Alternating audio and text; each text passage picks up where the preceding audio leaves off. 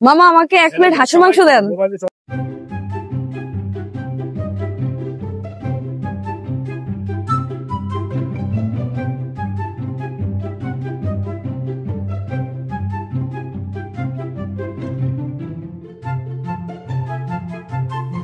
মামা এই নেন টাকা, বাকিটা আপনার বকশিশ।